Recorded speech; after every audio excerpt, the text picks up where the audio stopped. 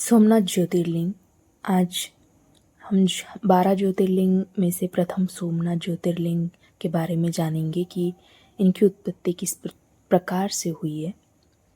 सोमनाथ ज्योतिर्लिंग की उत्पत्ति की कथा शिवपुराण के कोटि रुद्र संहिता में विस्तार से वर्णित है। यह कहानी केवल एक मंदिर की स्थापना की नहीं है, बल्कि यह ब्रह्मांडीय संतुलन, अहंकार के विनाश और भगवान शिव की असीम करुणा को दर्शाती है।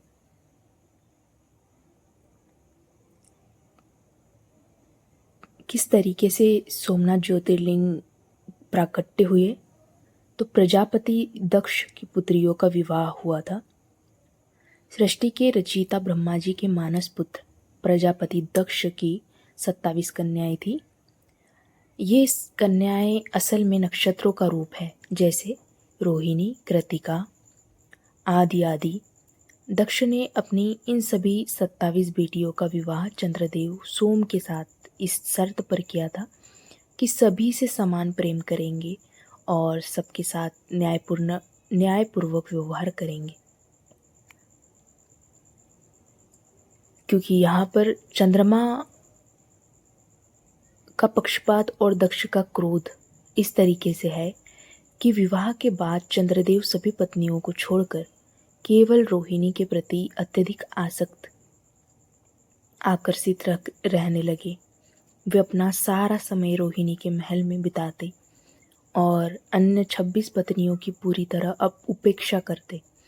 जब अन्य पत्नियों ने अपने साथ हो रहे इस अन्याय को सहन नहीं कर पाया तो वे रोकर अपने पिता दक्ष के पास गए और चंद्रदेव के व्यवहार की शिकायत की।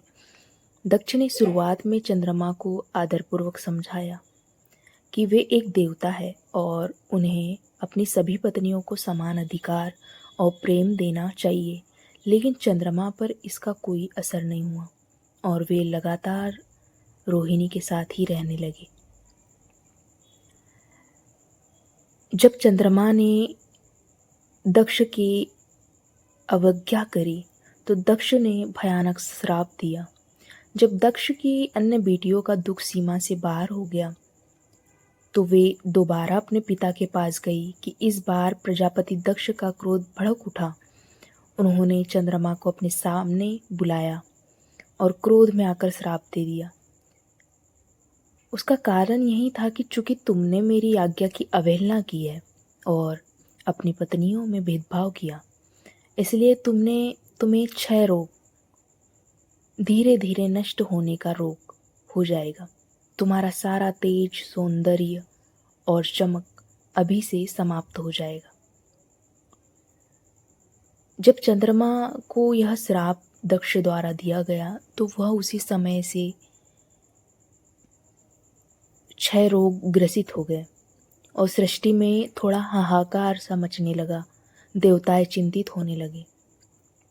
श्राप मिलते ही चंद्रदेव का तेज पल भर में कम होने लगा, कमजोर और कांतिहीन हो गए। चंद्रमा के कमजोर होने से पूरी पृथ्वी पर वनस्पतियां, औषधियां सूखने लगी, क्योंकि वनस्पतियों को पोषण चंद्रमा के प्रकाश से ही मिलता है।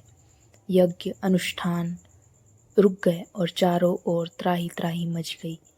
इस घोर संकट को देखकर इंद्रदेव समेत सभी देवता ब्रह्मा जी की शरण में पहुंचे। ब्रह्मा जी ने कहा कि हे प्रजापति दक्ष, का श्राप पूरी तरह वापस नहीं लिया जा सकता, लेकिन इसका एक उपाय है। भगवान शिव की शरण में जाना चाहिए। इसी बीच प्रभास क्षेत्र, जो कि वर्तमान में गुजरात है, गुजरात का वेरावल जिला और वेरावल में ही प्रभास क्षेत्र है।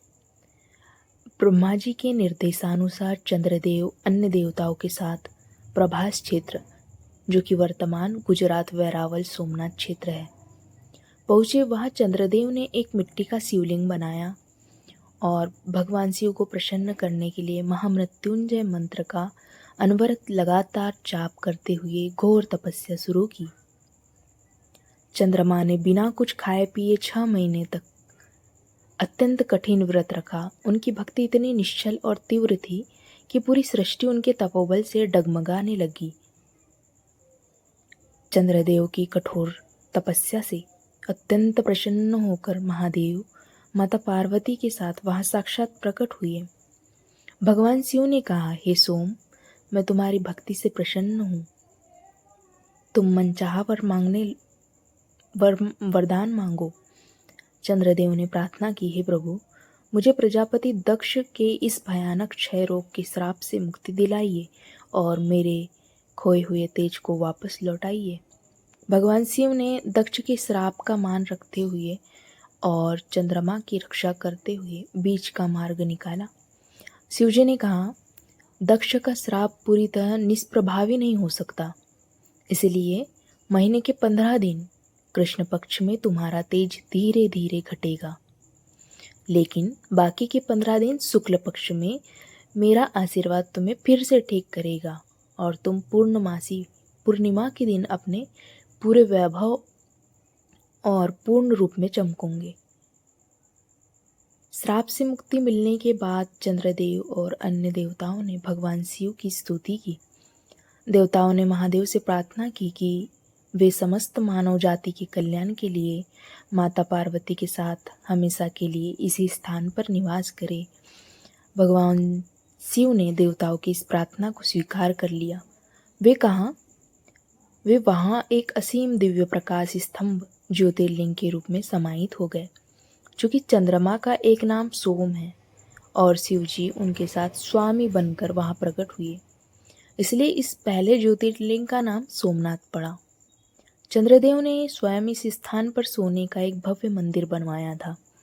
इसके बाद त्रेता युग में रावण ने चांदी का और द्वापर युग में भगवान श्री कृष्ण ने चंदन की लकड़ी का और कलयुग में राजा भीमदेव ने पत्थरों से इस मंदिर का पुनर्निर्माण करवाया।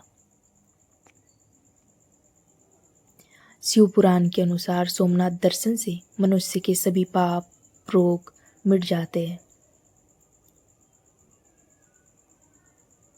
धन्यवाद।